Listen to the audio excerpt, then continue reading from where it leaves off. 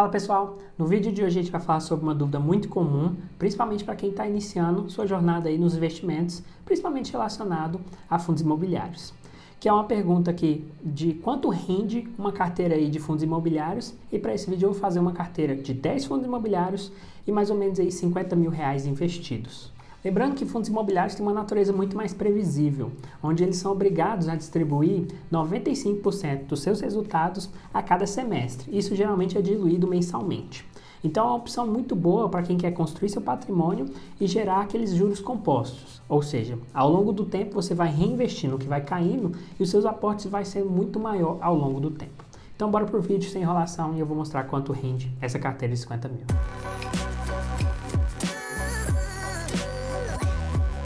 Indo direto ao ponto, já vou colocar aqui uma tabela com essa carteira de 10 fundos imobiliários, lembrando aqui que isso não é qualquer tipo de recomendação de compra ou de venda, simplesmente é uma carteira que é bem comentada, uma carteira que muita gente investe, mas você precisa fazer o estudo de cada um desses fundos imobiliários.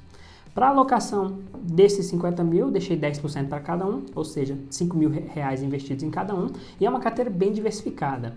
A gente tem aqui galpões logísticos, tem fundos híbridos, tem fundos de papel, tem fundos de shopping que sofreram muito nos últimos 12 meses, e tem até fundo de desenvolvimento, que é aí o TEGAR11, que é um fundo que investe muito em equity, né? Ele pega o terreno, desenvolve, constrói, e aí gera renda através de venda ou aluguel desses imóveis.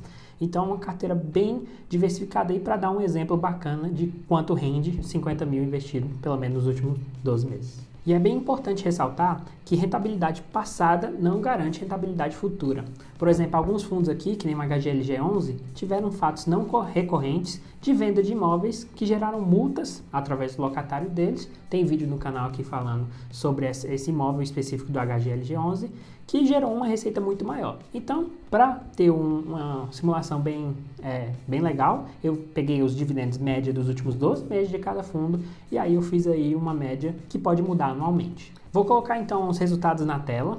O rendimento de todos esses fundos dessa carteira com 50 mil investidos sem reaporte ficou em R$ 3.623 ao longo do ano, ou R$ 301,96 mensalmente. É uma carteira aí que tem um dividend yield até acima da média de 0,6% e é bem importante a gente analisar o porquê. Claro que tem alguns fundos aqui com fundo de papel que entregou mais, tem o XPML que, por causa da situação dos shoppings durante a pandemia, não entregou, então, mesmo assim, ficou uma carteira com dividendos legais. Só que, em uma carteira forte, no médio a longo prazo, dividendos não é a única coisa que você precisa olhar.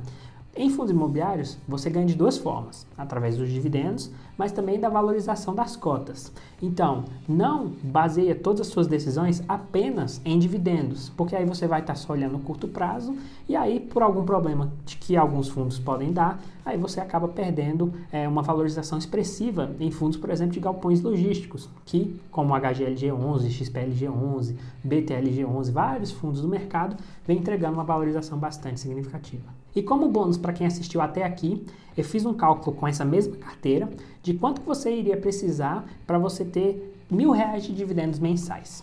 E esse número, sem enrolação, ficou em R$166 mil investidos para você conseguir esse valor aí. Claro, isso aqui não leva em consideração reaportes. Eu acho que vou fazer, inclusive, outro vídeo falando dos reaportes e o quanto que isso significa muito na carteira. Tem uma curva bem ascendente em relação a uma curva sem reaportes, então isso é bem bacana também a gente analisar. O que eu acho também muito importante falar é que você analisa esse número aí de 50 mil reais, de 166 mil reais, para muita gente esse é um número muito expressivo, às vezes até utópico. O que eu tenho para dizer para essas pessoas, se você está nesse caso, é não desanime. Primeiramente, no médio e longo prazo, os juros compostos fazem toda a diferença. Então, assim, você vai conseguir números expressivos se você tiver muito conhecimento, muito estudo e você implementar no seu dia a dia os seus investimentos. E segundo, na minha opinião, o que realmente enriquece é o tempo e o trabalho. O tempo para você ser paciente nos seus investimentos e deixar os juros compostos trabalharem para você. E segundo, o trabalho, que através de rendas passivas e de diversas fontes de renda, não só dedique a uma fonte de renda, que você realmente consegue acelerar esse tempo, você realmente consegue potencializar seus números e é realmente o trabalho que enriquece, de novo, na minha opinião. Então, se você assistiu até aqui, aprendeu qualquer coisa ou enxergou qualquer valor nesse conteúdo, dê uma moral lá, se inscreva no canal, curta esse vídeo que vai ajudar muito, principalmente nesse início de um canal recém-formado. Para quem não me conhece, meu nome é Henrique Dutra.